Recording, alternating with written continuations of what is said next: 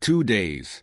That is how long it took for the most anticipated ceasefire in modern Middle Eastern history to begin falling apart.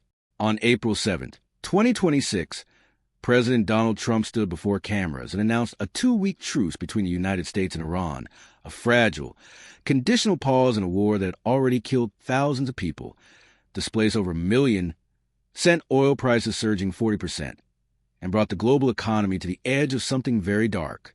The world exhaled for approximately 14 hours, because before the ink was metaphorically dry on the agreement, before the first tankers had meaningfully moved through the Strait of Hormuz, before a single diplomat had sat down for the negotiations that the ceasefire was supposed to enable, Israel launched its largest single military operation in Lebanon since the war began. 100 targets, struck in 10 minutes. 100 targets across Lebanon, Beirut, the Bekaa Valley, the south, the suburbs, the densely populated urban areas where families were not given warning because no warning was given. In 10 minutes, the Israeli Defense Forces confirmed it themselves, calling it the largest coordinated strike of the conflict. Lebanon's health ministry said at least 203 people were killed and more than 1,000 wounded in Israeli strikes in central Beirut and other areas of Lebanon on Wednesday that Israel said targeted Hezbollah. 203 people dead on the day after a ceasefire was announced. And then the diplomatic earthquake began. Iran said the ceasefire was being violated. Europe said the ceasefire had to extend to Lebanon. The United Nations Secretary-General condemned the attacks.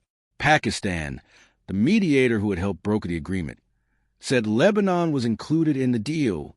The United States said Lebanon was not included. Israel said it would continue striking. Trump called it a separate skirmish.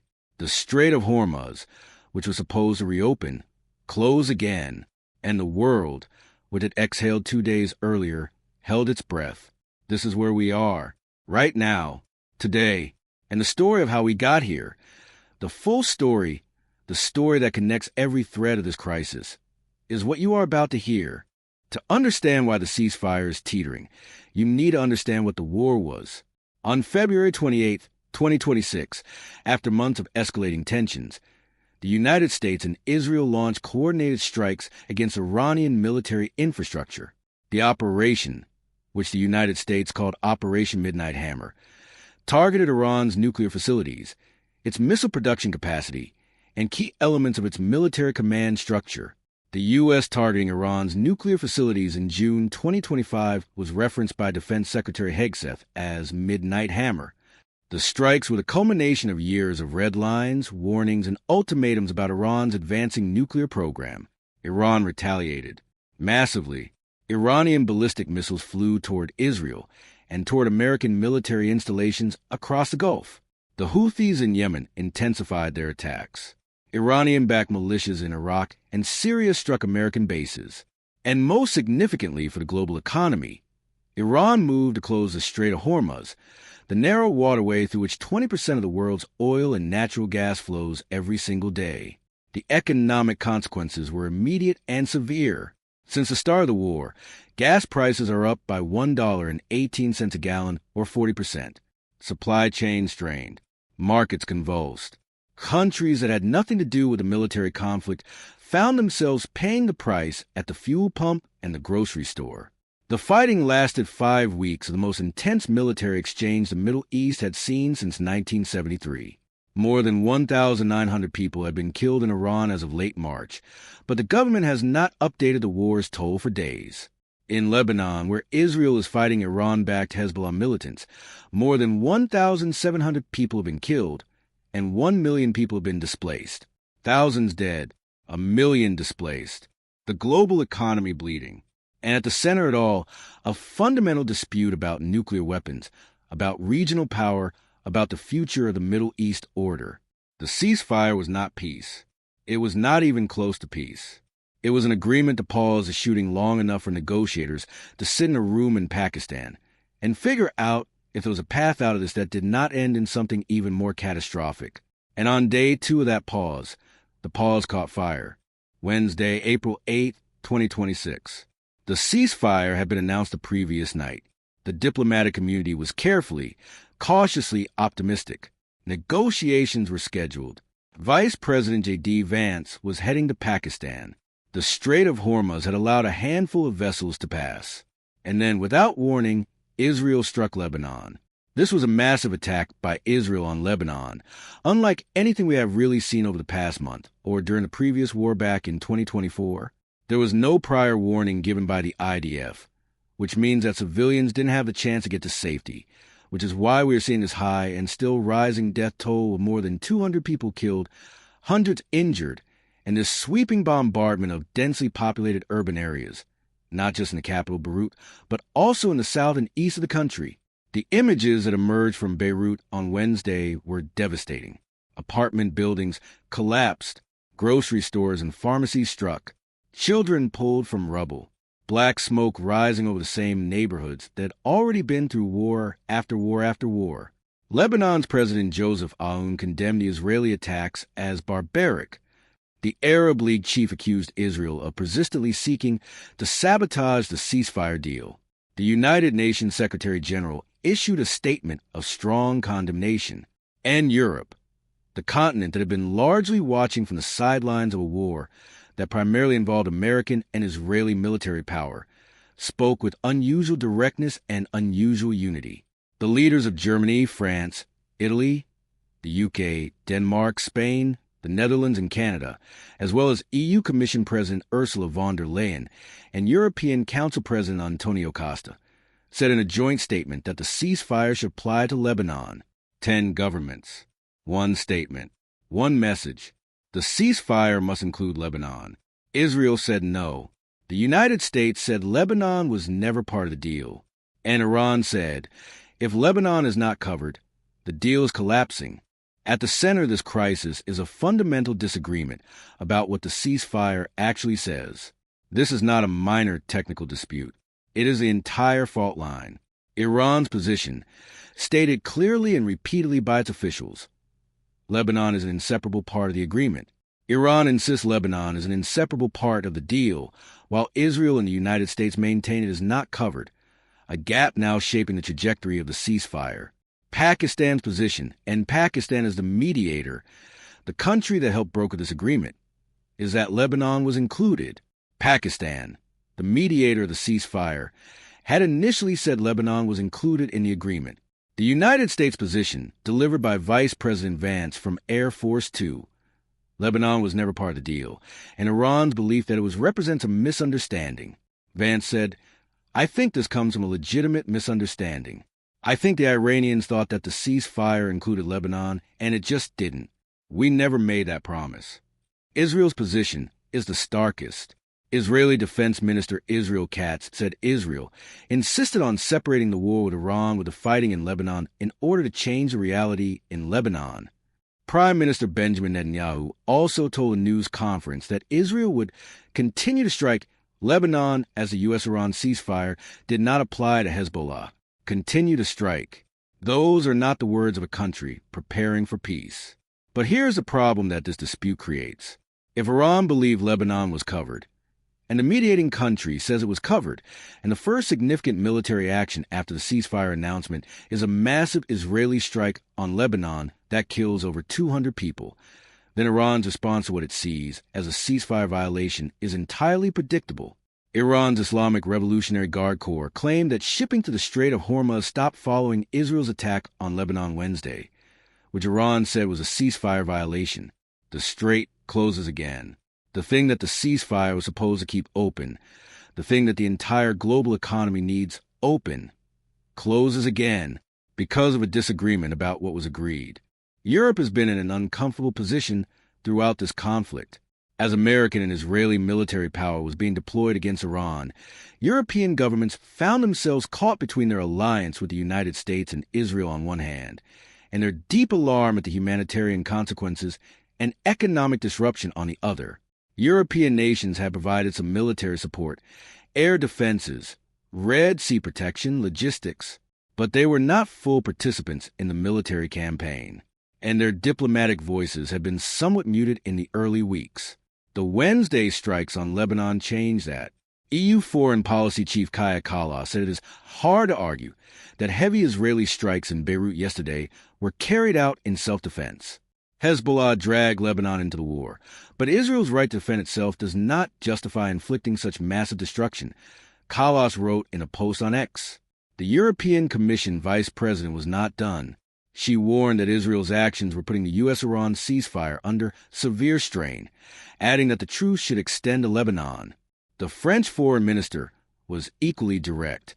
French Foreign Minister Jean-Noël Barrot said the ceasefire agreed by Iran and the U.S. must also cover military actions in Lebanon, adding France condemned massive Israeli strikes. And a joint statement from the leaders of 10 countries in the European Union, Germany, France, Italy, Britain, Denmark, Spain, the Netherlands, Canada, and the EU institutions, was as unified a statement of European position as the continent has produced in years. But here is what makes the European position complicated. EU Foreign Affairs Chief Kallas has told CNN that the criticisms by the Trump administration and some Gulf officials that Europe has not done enough to support them throughout the war with Iran are unfair. She argued Europe did not create the situation in the region, and yet still it is doing a lot, including providing air defenses to the region, protecting the Red Sea, and supporting the Lebanese government. Europe is simultaneously being criticized for not doing enough militarily, and being asked to use its diplomatic influence to restrain Israel from doing too much militarily in Lebanon.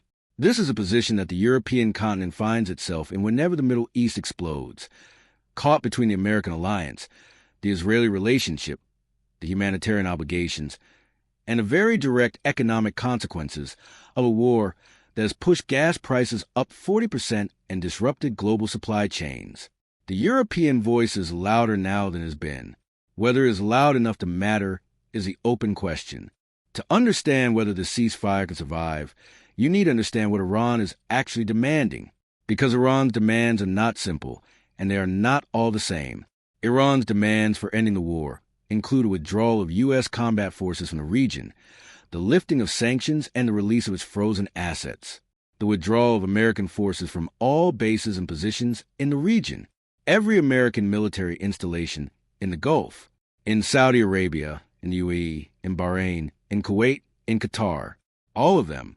This is a demand that every American defense and foreign policy analyst describes as a non-starter. The United States is not withdrawing its military infrastructure from the Gulf. That demand would almost certainly be a non-starter for the U.S. The lifting of sanctions and the release of frozen assets. Iran has been under American sanctions for decades. Its frozen assets represent enormous sums. Estimates vary but range into the hundreds of billions of dollars. The release of these assets is a significant economic demand, the right to continue uranium enrichment. This is perhaps the most existentially important demand from Iran's perspective. The chief of Iran's nuclear agency, Mohammad Eslami, said Thursday that protecting Tehran's right to enrich uranium is necessary for any ceasefire talks. But Trump has stated the opposite. President Trump said Wednesday that Iran would not return to enriching uranium, and that its existing stockpile of 60% enriched uranium will be unearthed and secured in a joint U.S.-Iranian effort. Iran has not confirmed any such joint effort. And underlying all of these specific demands is the Lebanon question, the question of whether the ceasefire that is supposed to create the space for negotiations include a halt to Israel's military operations against Hezbollah. Iranian President Masoud Pezeshkian said Israel's continued attacks on Lebanon amount to a clear violation of the 2-week ceasefire, warning that the continuation of these actions will render negotiations meaningless. He added, "Our hands remain on the trigger."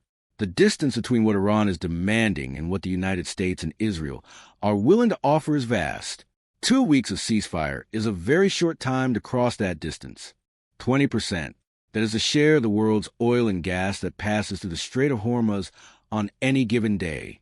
A narrow channel, 20 miles wide at its most constricted point, between the Iranian coastline on the north and the Omani and UAE coastline on the south.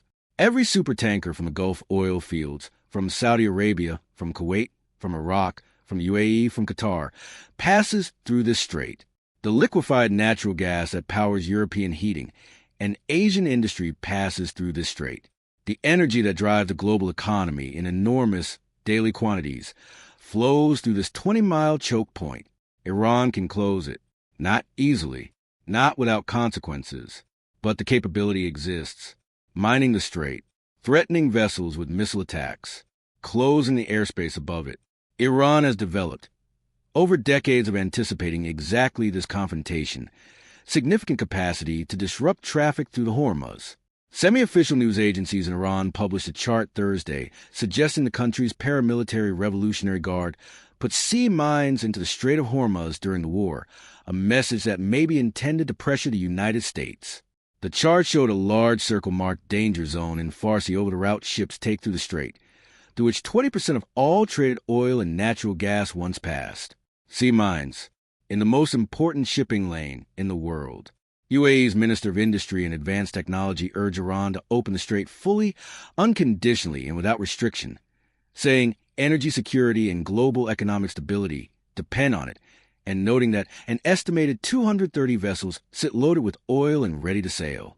230 oil tankers, sitting fully loaded, unable to move. Every day those tankers sit, the global economy absorbs a cost. The oil does not reach the refineries. The refined products do not reach the gas stations.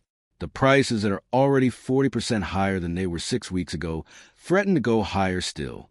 This is what gives Iran leverage, not nuclear weapons, which they claim to be pursuing for peaceful purposes, and the United States says they must abandon. The Strait, the 20-mile waterway that the global economy cannot function without.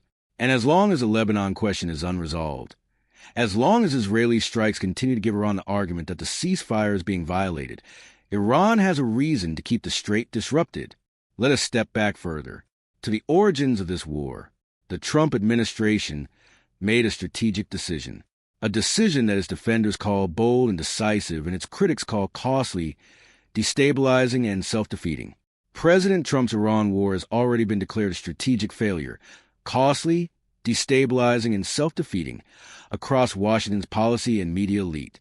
The decision to use American military power in coordination with Israel to destroy Iran's nuclear program and degrade its military capacity so severely that Iran could not threaten the region for a generation.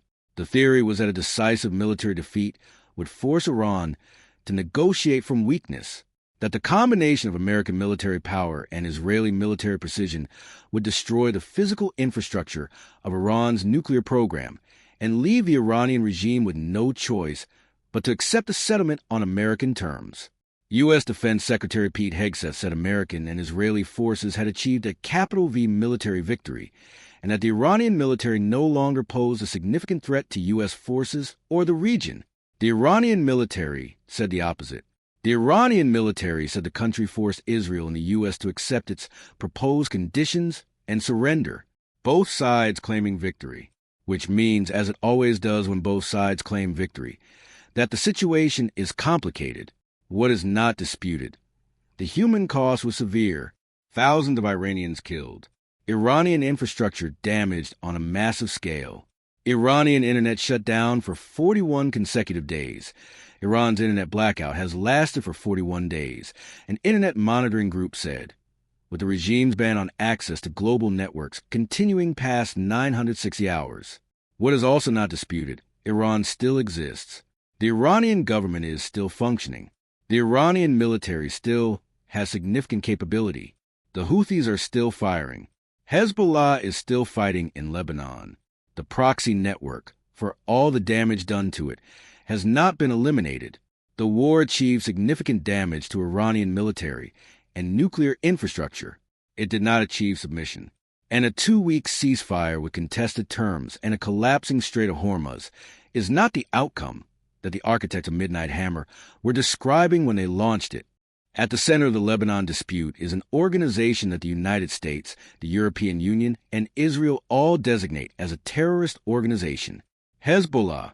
We have covered Hezbollah's full history in a previous video in this series. But for this specific moment, what matters is the role they're playing right now, today, in the collapse of the ceasefire's ambitions. Hezbollah joined the war in support of Iran. They have been firing rockets into northern Israel throughout the conflict.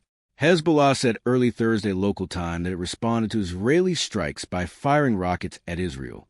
Israel has been fighting Hezbollah, as distinct from the direct conflict with Iran, continuously.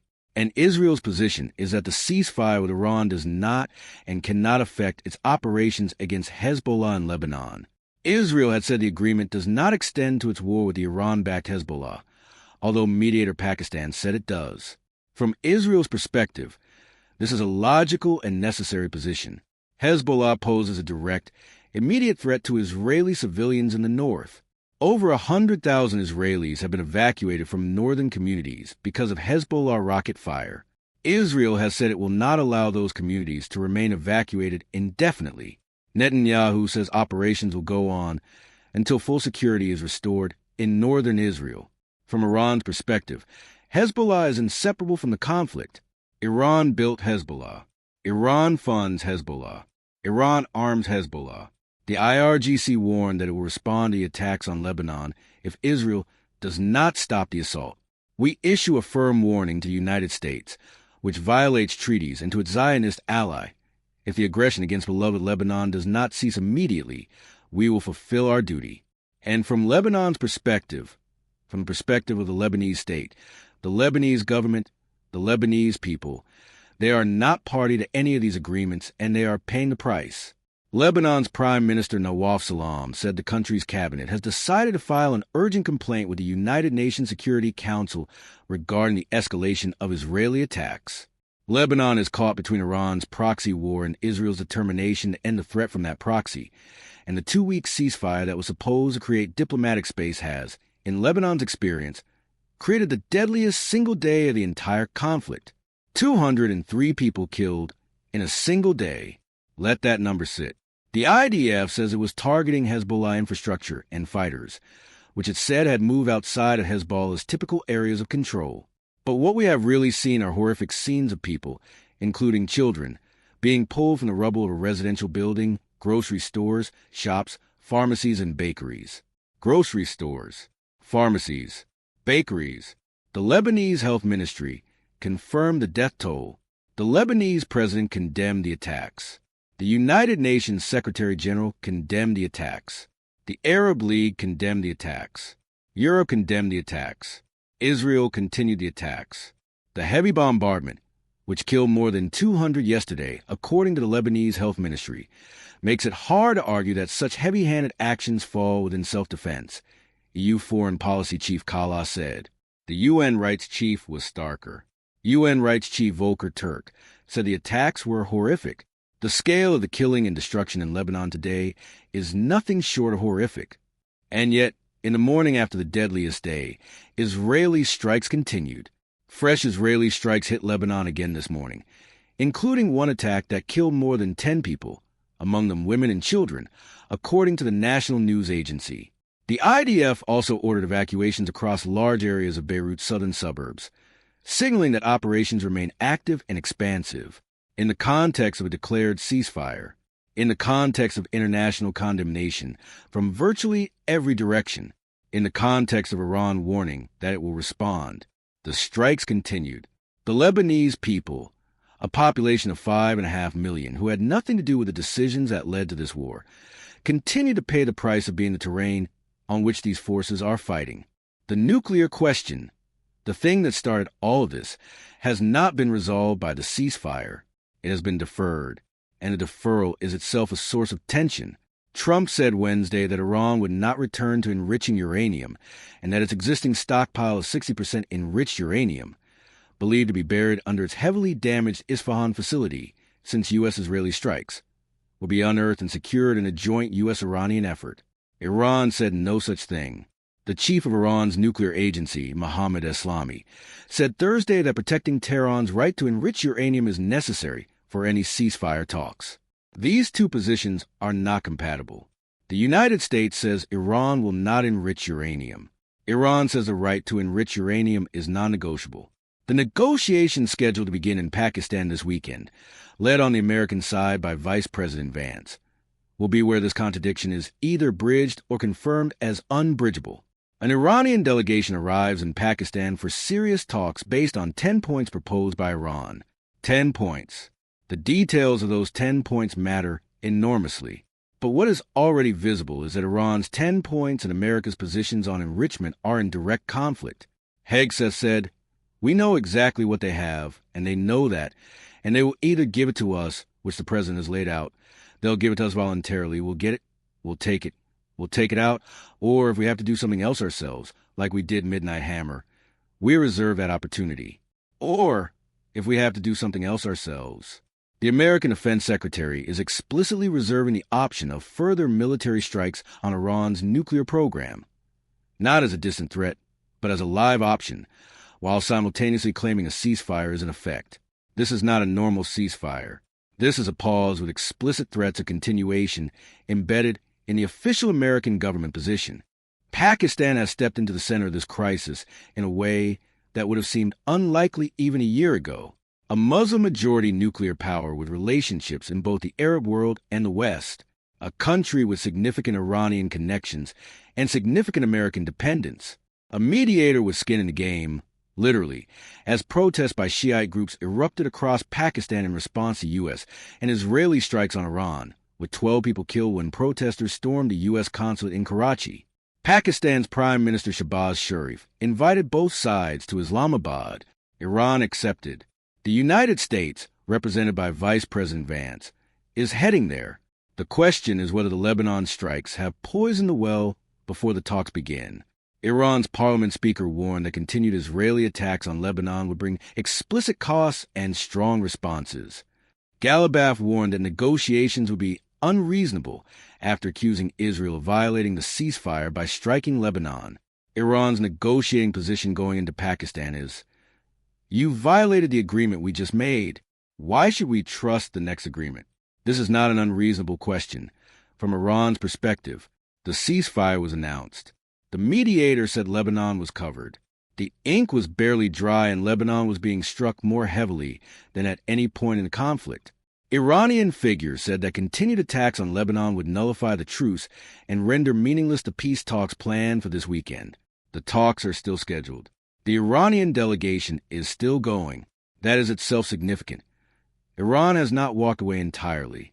But the atmosphere in which these negotiations begin, with Lebanon burning, with the strait still disrupted, with both sides claiming the other is violating an agreement whose terms they apparently did not agree on, is not the atmosphere talks that are likely to succeed easily. Here is one of the most revealing details of this entire situation.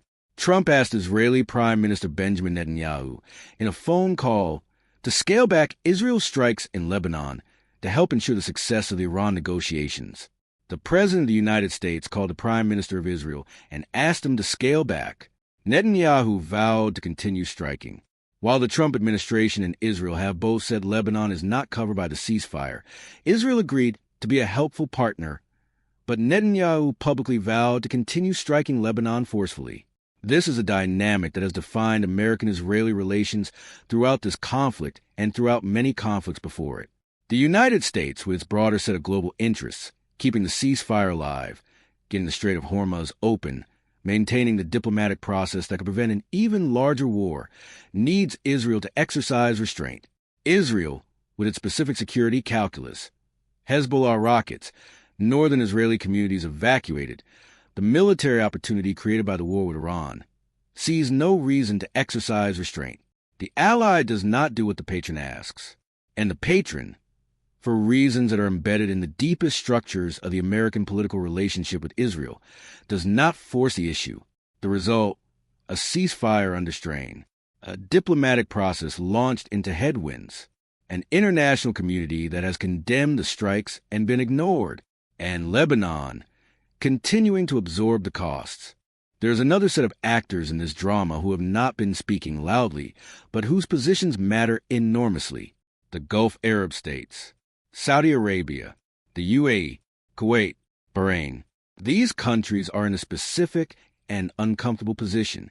They fear Iran, Iran's revolutionary ideology, its proxy networks, its nuclear ambitions, all represent threats to the Gulf monarchies. They broadly welcome the American military action against Iran's nuclear and military capacity. But they also live adjacent to the Strait of Hormuz. Their oil exports go through it. Their economies depend on it. Kuwait said 3 power and water desalination plants were badly damaged after 28 Iranian drones were launched at the country. Saudi Arabia said it intercepted 9 drones. The Gulf states have been on the receiving end of Iranian missiles during this conflict. They are simultaneously threatened by Iran and dependent on stability that only a negotiated settlement can provide. UAE's Minister of Industry urged Iran to open the strait fully, unconditionally, and without restriction, saying energy security and global economic stability depend on it. The Gulf states want the war to end. They want Iran defanged. They want the strait open. And they are watching the Lebanon situation with alarm, because anything that threatens a ceasefire threatens the prospect of the normalization they need.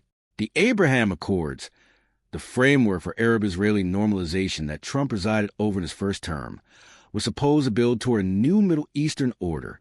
That order is now being stress-tested by the very conflict it was supposed to prevent.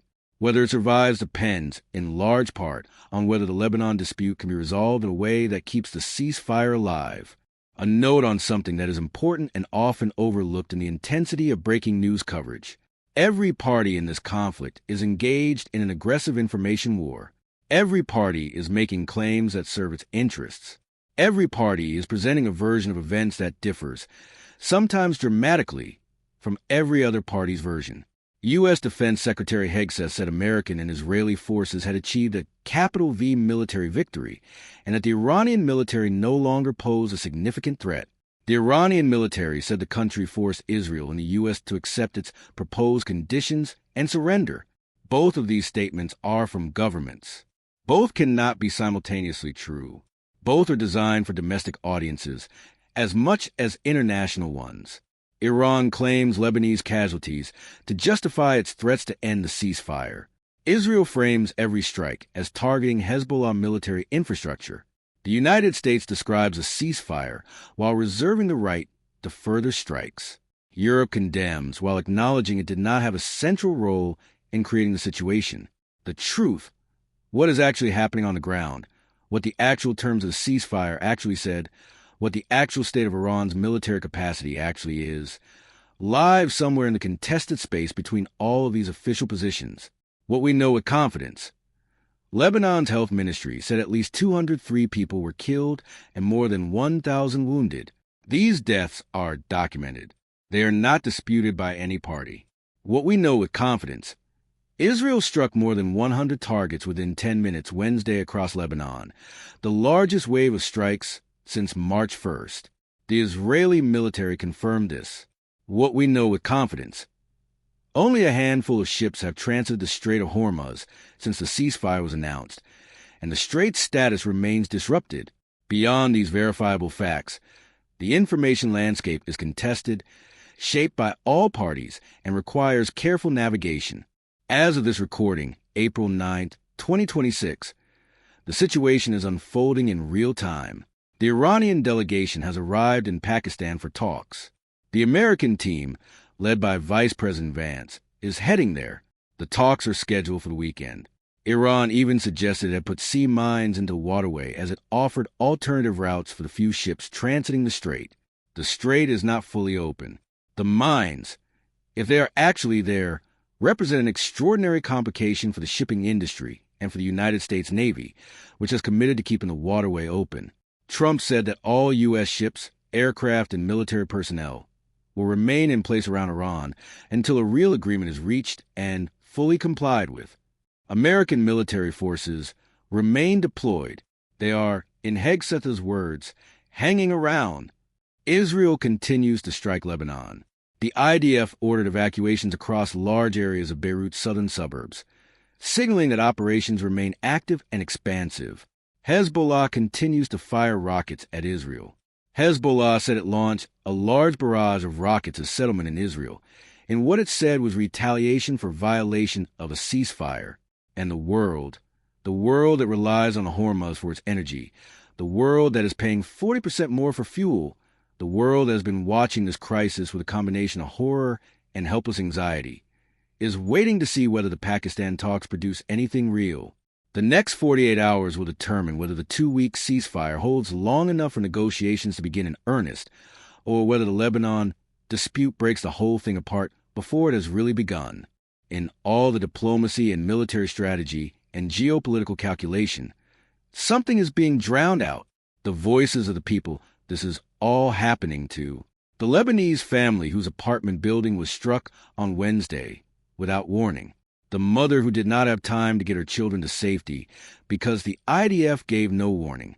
The Iranian family who has been living without internet for 41 days, completely cut off from the connected world, unable to communicate with relatives abroad, unable to access information about what is happening in their own country. The measure, unprecedented in scale and duration for a connected society, continues to violate Iranians' rights to communicate and stay informed, NetBlock said.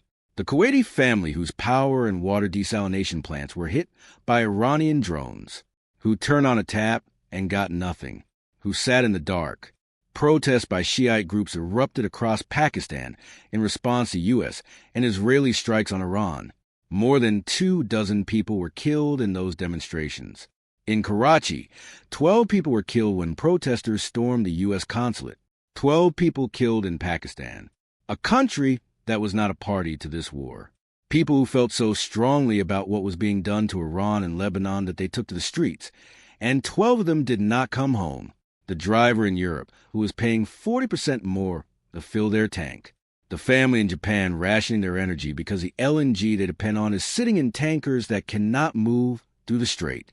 The small business owner in India whose supply chain has been disrupted by a war in a region they have no connection to. This is a full cost. Not just the military calculations, not just the diplomatic communications, the full human cost, distributed across a world that is connected whether it wants to be or not, and that pays the price of Middle Eastern conflict in ways that never appear in the official statements. Zoom out. Whatever happens in the Pakistan talks this weekend, whether the ceasefire holds or collapses, whether a permanent agreement is reached or the conflict resumes, this moment will be a defining one in the history of the Middle East. For Iran, the country has absorbed devastating military strikes. Its nuclear facilities, the program that was a central justification for the entire war, have been severely damaged. Its military capacity has been degraded. Its economy, already strained by decades of sanctions, has been further battered, but the regime is still standing. The Revolutionary Guard is still functioning. And Iran's negotiating position, despite the military losses, is not one of surrender. For Israel, the war represents the most direct confrontation with Iran in the country's history. The strikes on Iranian nuclear infrastructure were something Israeli leaders have been planning for years. The war with Hezbollah in Lebanon, still unresolved, still ongoing despite everything, represents Israel's most sustained effort to fundamentally change the security situation in its north. For the Arab world, the war has forced a reckoning with where the Gulf states' interests truly lie. The Abraham Accords logic that Arab-Israeli normalization is a path to regional stability has been both tested and, in some ways, validated by the fact that Arab states cooperated with Israeli and American forces in ways that would have been unimaginable a generation ago. For the United States, the Trump administration has made a massive bet that decisive military action can force a new regional order. The cost has been enormous. The outcome is uncertain.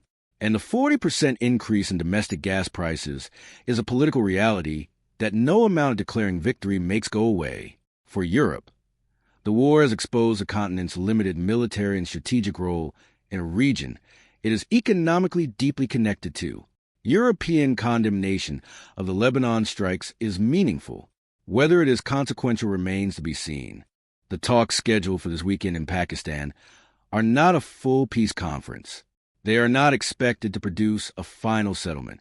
They are expected to produce enough of a framework to extend the ceasefire beyond its initial 2 weeks, to establish the parameters for a longer-term negotiation, to address, at minimum, the immediate questions of the Strait of Hormuz and Iran's nuclear stockpile. The Lebanon question will be on the table, whether the United States and Israel want it there or not, because Iran will put it there, because without some resolution of the Lebanon dispute, Iran has no reason to maintain the ceasefire that it believes is being violated. Saeed Khatibzadeh, Iran's deputy foreign minister, said Iran was considering responding to Israel's continued strikes on Lebanon yesterday, but mediator Pakistan intervened. Any peace in the region must include Lebanon, and the coming hours are very critical. Pakistan intervening to prevent Iran from walking away before talks begin is itself a sign of how close the whole process is to the edge. What would a successful weekend look like? A framework agreement, even a general one, that acknowledges a Lebanon dispute and establishes a process for addressing it. Some mechanism for verifying the Strait of Hormuz opening. A commitment by all parties to continue talks rather than resume full-scale conflict. And perhaps, most importantly, some signal from Israel that the pace and scale of Lebanon strikes will be reduced, enough to give Iran a face-saving reason to stay at the table. None of these are guaranteed. Any of them breaking down could collapse the whole process. The next 72 hours will be among the most consequential in this region's recent history. We are living through one of those moments that future historians will spend decades analyzing. The moment when the Middle East order that has existed, imperfectly, violently, but with a certain grim stability, since the end of the Cold War was fundamentally disrupted. When the assumptions that govern regional security, American deterrence, Iranian containment, Israeli military superiority, were all tested simultaneously. Some of those assumptions held. American and Israeli military power proved capable of striking Iran's nuclear infrastructure in ways that previous administrations had only contemplated. Israeli air power proved capable of the largest coordinated strike on Lebanon in a generation. Some of those assumptions did not hold the way their architects expected. Iran did not collapse. The ceasefire, when it came, was not on the terms the architects of Midnight Hammer described. The strait is not open. The negotiations are beginning under conditions of profound mistrust. And Lebanon, which has not asked for any of this, which has been a terrain of proxy wars and Israeli-Iranian confrontation for more than 40 years, which has a population of 5 million people who simply want to live their lives, is paying a price in blood and displacement that no amount of strategic calculation can fully justify. The IDF appears to have broadened its targets to include Hezbollah's political, financial, as well as media institutions that are considered legal in Lebanon, and the attacks on which international rights groups have called war crimes. The IDF also said that it wants to clear southern Lebanon of all Hezbollah supporters. At which point would the IDF consider Hezbollah defeated? That question, at which point is this considered done, is a question that has no clean answer. And it is the question whose answer determines whether this ceasefire survives its first week. The world is watching Pakistan this weekend. The world is watching the Strait of Hormuz. The world is watching the skies over Beirut. And somewhere in all of this, in the diplomatic cables and the military communications and the political calculations and the official statements, the answer to whether this moment produces a new regional order or simply a brief pause before something worse is being decided by people in rooms, about a region full of people who were never in those rooms and who will live or not with whatever those rooms decide. Stay close to this story. It is far from over.